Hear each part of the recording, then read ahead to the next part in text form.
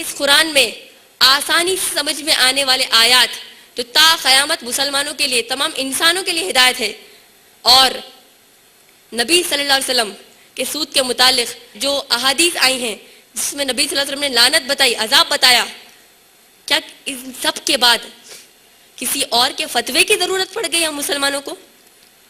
کیا آپ جانتے ہیں کیا فرمایا محمد صلی اللہ علیہ وسلم نے سود کے متعلق؟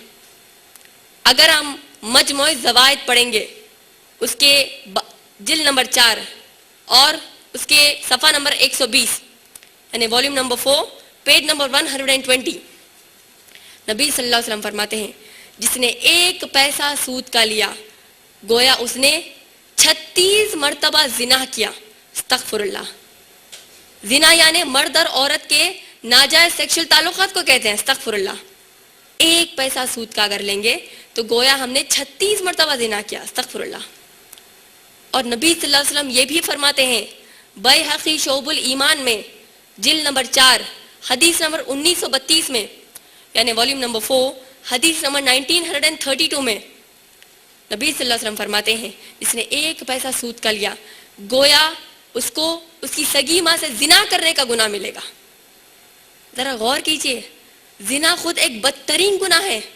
اور اس پر نبی صلی اللہ علیہ وسلم کہہ رہے ہیں کہ 36 مرتبہ زنا 1 پیسے سود پر، اور دوسری حدیث میں تو سگی ماں سے زنا۔ ایک اہم بات جو ہم سب کو غور کرنا چاہیے وہ یہ ہے کہ نبی صلی اللہ علیہ وسلم نے 1 پیسے سود پر اتنی بڑی لعنت کہی، جبکہ ہم مسلمان آج سووں کے پیسوں میں نہیں بلکہ ہم روپیوں میں سود کا کاروبار کر رہے ہیں۔ ذرا سوچئے، جب اللہ سبحانہ تعالیٰ نے قرآن مجید میں ماں باپ کی نافرمانی، جوا، شراب، زنا یا پھر جھوٹ بولنا، غیبت کرنا، ان تمام گناہوں کے لیے اللہ نے کوئی دھمکی نہیں دی جو دھمکی اللہ نے سود کے لیے دی ہے۔ شرک کے علاوہ، شرک کے بعد سب سے بدترین گناہ اللہ کی نظر میں سود لینا یا دینا ہے۔ اگر ہم قرآن مجید پڑھیں گے، اللہ سبحانہ تعالیٰ فرماتے ہیں سورہ بقرہ سورہ نمبر 2 آیت نمبر 275 سے آیت نمبر 279 تک، یعنی سورہ نمبر 2 آیت نمبر 275 تو آیت نمبر 279 تک، جہاں اللہ فرماتے ہیں، جب اللہ سبحانہ تعالیٰ نے سود کی لعنت کے بارے میں بتا دیا تو آخری آیت میں اللہ فرماتے ہیں آیت نمبر 279 میں، اے نبی صلی اللہ علیہ وسلم کہہ دیجئے ان مسلمان اور غیر مسلمان سود خوروں سے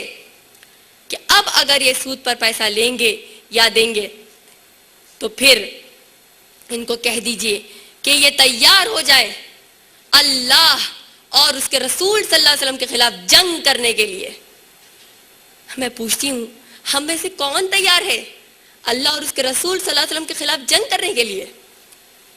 اگر ہم اس سود کی لعنت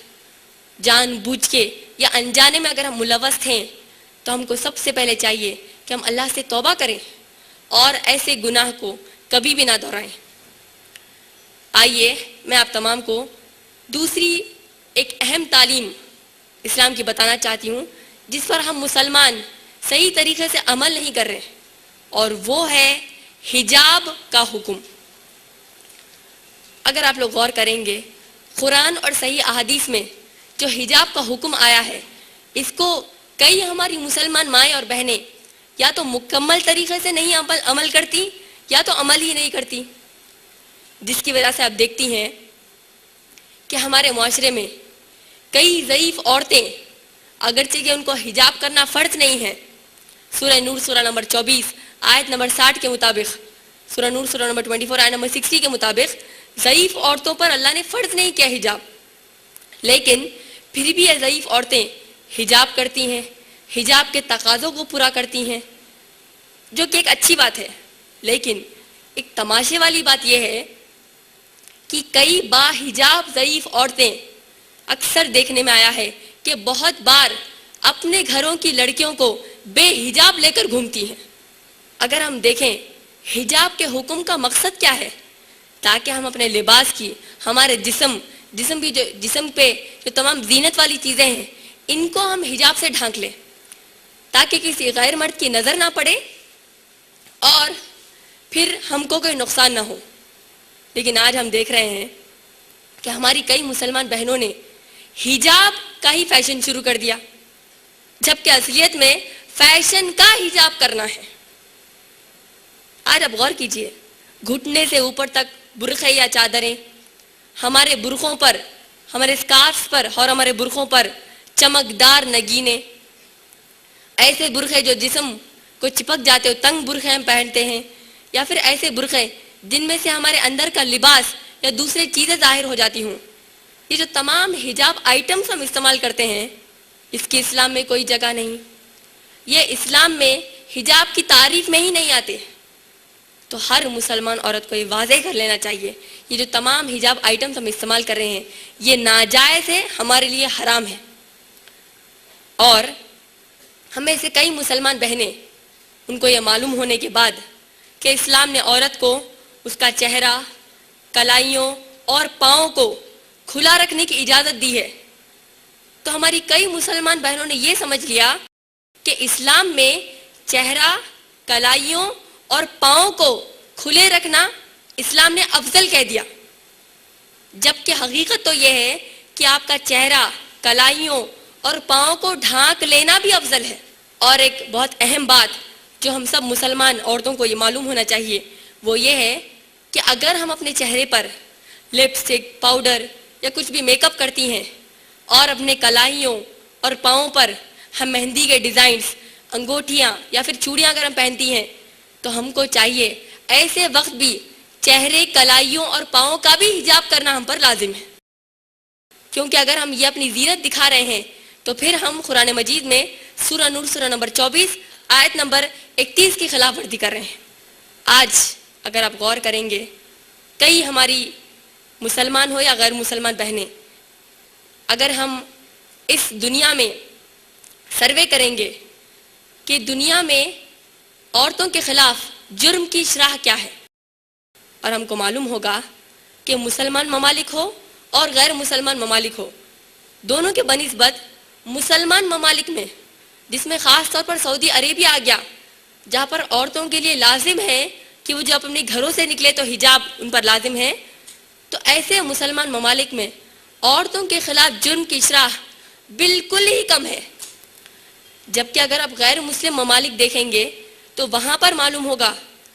کہ اسپیشلی ویسٹرن کنٹریز میں، مغربی ممالک میں سرما کے موسم میں مرد آدمی وہ لوگ تو اپنے آپ کو اوپر سے نیچے تک کور کر لیتے ہیں، ڈھانک لیتے ہیں سردی سے بچنے کے لیے، لیکن عورتیں بمشکل کوئی کپڑوں میں دکھتی ہیں۔ ایسا لگتا ہے کہ بے حیائی اور ننگے پن کی بے غیرتی اتنی موٹی ہے کہ جان لیوا سردی کا بھی ان پر اثر نہیں ہوتا۔ اگر ہم امریکہ میں جرم جو عورتوں کے خلاف کیا جا رہا ہے اس کی شرح یعنی اس کی اسٹیٹسٹکس پر غور کریں تو معلوم ہوتا ہے کہ یونائٹڈ اسٹیٹس آف امریکہ میں سن 2000 میں یعنی 2000 عیسوی میں صرف 8 سال پہلے، صرف 8 ایئرز اگو، ہر 2 منٹ ایک عورت کے ساتھ سیکشل اسالٹ ہوا۔ اور سن 2001 عیسوی میں national crime victimization survey bureau بتاتی ہے یو ایس جسٹس ڈپارٹمنٹ کے تحت کہ سن 2001 عیسوی میں صرف وہ ایک سال میں 2,49,000 سیکشل اسالٹس ہوئے، یعنی 2,49,000 سیکشل اسالٹس رپورٹڈ، جن میں سے 84,000 کمپلیٹ ریپس تھے، یعنی کمپلیٹ مکمل زنا بالجبر۔ اس کا معنی یہ ہوا کہ امریکہ میں آن این ایوریج ہر دن 230 عورتوں کے ساتھ زنا بالجبر ہوتا ہے۔ اور national crime victimization survey bureau نے اور مزید معلومات دیتے ہوئے کہا کہ جس کسی شخص نے عورت کا ریپ کیا اس کا عورت کے ساتھ رشتہ کیا ہے، تو national crime victimization survey bureau یہ بتاتی ہے کہ 17% عورت کے قریبی خونی رشتہ داروں نے اس کا ریپ کیا، 2% ایسے جن کو عورت اچھی طریقے سے جانتی تھی، 43% 43% جو عورت کے دوست تھے، جیسے میں نے کہا فرینڈشپ، دوستوں نے یہ حرکت کی، 62% ٹوٹل نان اسٹرینجر جن کو عورت جانتی تھی، اور 34% 34% جو ایک اجنبی ہے، اور 4% ایسے 4% ایسے جن کو عورت بالکل ہی نہیں پہچانتی۔ ہماری ریاست آندھرا پردیش کے پولیس کے سربراہ Shri S S P Yadav press conference سے خطاب کرتے ہوئے کہتے ہیں، جس کا ذکر 30 دسمبر 2007 کے انگلش اخبارات میں آیا ہے. اس میں بتایا گیا ہے کہ شری ایس ایس پی یادو بتاتے ہیں کہ ہماری ریاست آندھرا پردیش میں سن 2007 عیسوی میں، یعنی جنوری 2007 سے دسمبر 2007 تک صرف حیدرآباد میں عورتوں کے اگر جو جرم ہوا ہے عورتوں کے خلاف، اس کی اگر شرح معلوم کریں گے تو شری ایس ایس پی یادو بتاتے ہیں کہ عورتوں کے ساتھ 1066 ریپس ہوئے، 1066 ریپس ہوئے، جس کا معنی یہ ہوا کہ ہر دن 2 عورتوں کے ساتھ ریپ ہوا. اور اگر ہم ٹائمز آف انڈیا کی 1 جنوری 2008 کہ اس کے صفحہ نمبر 10 کی رپورٹ پڑھیں گے تو معلوم ہوگا کہ ہمارے ہندوستان میں عورتوں کے خلاف جو جرم ہو رہا ہے، اس میں بتایا گیا ہے کہ 19,348 عورتوں کے ساتھ ریپ ہوا، 19,348 عورتوں کے ساتھ زنا بالجبر ہوا. اس کا معنی یہ ہوا کہ ہر دن ہمارے ہندوستان میں 53 یعنی 53 عورتوں کے ساتھ ریپ ہوا ہر دن ہندوستان میں. اس کا معنی یہ ہوا کہ ہر گھنٹے ہمارے ہندوستان میں 2007 میں 2 عورتوں کے ساتھ ریپ ہوا. ذرا بتائیے، اگر ہم سوچیں کہ ہم اس جرم پر کیسے قابو کر سکتے ہیں تو اس کا جواب صرف ایک ہے کہ ہر عورت اگر حجاب کرے، چاہے مسلمان ہو یا غیر مسلمان ہو، حجاب کریں گے تو انشاءاللہ جرم کی شرح بہت جلد کم ہو جائے گی. آج آپ غور کریں گے ہماری کئی مسلمان ہو یا غیر مسلمان بہنیں یہ سوچتی ہیں کہ حجاب ہماری ترقی میں رکاوٹ ہے. ایسی تمام بہنوں سے میں کہنا چاہتی ہوں کہ حجاب ہماری ترقی میں رکاوٹ نہیں بنتا. کیوں؟ کیونکہ الحمدللہ میں نے BSc جینیٹکس کی تعلیم حاصل کی ہے. میری شاگردات میں IRE ویمن سیکشن کی شاگردات میں سے MSc مائکرو بایولوجی خود محترمہ نسرین ہے. میری دوسری شاگردات میں سے MSCs LLBs BEds computer science سے MSc جس نے کیا ہو، میڈیکوز PhDs یہ میری شاگردات میں سے ہیں. اور الحمدللہ ہمارا حجاب کرتے ہوئے ہم نے تعلیم حاصل کی، لیکن ہم کو کبھی بھی نہیں لگا کہ حجاب ہماری ترقی میں روڑا بن رہا ہے، ترقی میں وہ خلل ڈال رہا ہے، بلکہ ہم کو ایسا لگا کہ حجاب کرنے کے بعد ترقی حاصل جو ہم کر رہے ہیں، گویا ہم اپنے آپ کو غیر مردوں کی گندی نگاہوں سے بچا رہے ہیں اور ان کی چھیڑ چھاڑ سے بھی ہم بچ رہے ہیں. ہم میں سے کئی مسلمان بہنوں کو جب کہا جائے کہ آپ حجاب کریں تو وہ کہتی ہیں کہ ہمیں حجاب کرنے کی ضرورت نہیں. کیوں؟ کیونکہ ہم نیک اور پاک دامن لوگ ہیں، ہماری نظریں ہمیشہ نیچی رہتی ہیں، کبھی بھی مردوں کو نہیں دیکھتی. تو ہماری بہنوں کو یہ معلوم ہونا چاہیے کہ آپ یعنی جو بھی بہن کہتی ہیں کہ آپ نبی صلی اللہ علیہ وسلم کی بیویوں، بیٹیوں اور صحابیات سے زیادہ افضل نہیں ہو سکتی. نبی صلی اللہ علیہ وسلم کی بیویاں، بیٹیاں اور دوسرے صحابیات سے زیادہ آپ نیک اور پاک دامن نہیں ہو سکتی. کیوں؟ کیونکہ جب اللہ نے سورہ نور سورہ نمبر 24 آیت نمبر 31 میں حجاب کا حکم دیا تو اللہ نے سورہ احزاب سورہ نمبر 33 آیت نمبر 49 میں فرمایا، یا ایھا النبی، اے نبی صلی اللہ علیہ وسلم، قل لازواجکا، کہہ دیجئے اپنی بیویوں کو، و بناتکا اور اپنی بیٹیوں کو، و نساء المؤمنین اور مسلمان عورتوں کو، یدنین علیہن من جلابیبہن، کہ جب اپنے گھروں سے باہر نکلے تو اچھے خاصے موٹے کپڑے سے اپنے آپ کو ڈھانک لے. ذالک ادنا ان یعرفن فلا یؤذین وکان اللہ غفور رحیم، یہ ان کے لیے بہتر ہوگا تاکہ وہ پہچانی جائیں اور ان کے ساتھ کوئی بدسلوکی نہ ہو. یہی اللہ کی طرف سے نازل کیا ہوا حکم ہے. اس سے یہ معلوم ہوتا ہے کہ ہم عورتیں نبی صلی اللہ علیہ وسلم کی بیویوں، بیٹیوں سے زیادہ افضل نہیں ہو سکتے، کیونکہ جنت میں جو تمام عورتوں کی سردار فاطمہ رضی اللہ عنہا، مریم علیہ السلام کے علاوہ جو ہیں، یہ تمام عورتوں میں نبی صلی اللہ علیہ وسلم کی بیویاں، بیٹیاں، جب ان کو اللہ نے حجاب کا حکم دیا تو ہم کو بھی چاہیے کہ ہم حجاب کا حکم پر عمل کریں. اور اگر کوئی ہم عورتوں میں سے اگر کوئی کہتے ہیں کہ عورتوں کو حجاب اس لیے کرنے کو کہہ رہے ہیں، غیر مسلمان بھی کہتے ہیں، اگر عورتوں کو حجاب کا حکم دیا جو جا رہا ہے وہ اس لیے کیونکہ عورتوں پر ہم کو شک ہے. اگر یہ بات سچ ہوتی تو حجاب کا حکم ہماری امہات المومنین کو نہیں دیا جاتا, نبی صلی اللہ علیہ وسلم کی بیٹیوں کو نہیں دیا جاتا, صرف ہم کو دیا جاتا. اس کا معنی یہ ہے کہ حجاب کا حکم ہم کو اس لیے نہیں دیا گیا کہ ہم پر شک کیا جا رہا ہے, بلکہ اس لیے دیا گیا تاکہ ہماری عزت کی حفاظت ہو, ہماری جان کی حفاظت ہو. بالکل اسی طریقے سے جب ہم بازار میں زیور خریدنے جاتے ہیں,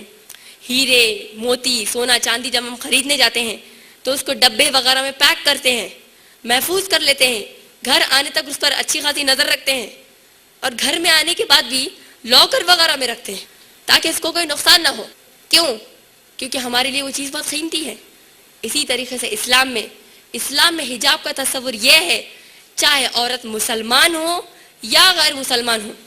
اسلام میں عورت کی عزت بہت ہی زیادہ قیمتی ہے. ہیرے جواہرات تمام دنیا میں قیمتی چیزوں سے زیادہ قیمتی ہے. اسی لیے اللہ نے کہا کہ عورتوں کو حجاب کرنا چاہیے. لیکن ہم مسلمان عورتوں نے اس حجاب کے حکم کو ہی ترک کر دیا. تو بھلا بتائیے کیسے بن سکتی ہوں میں کامیاب عورت؟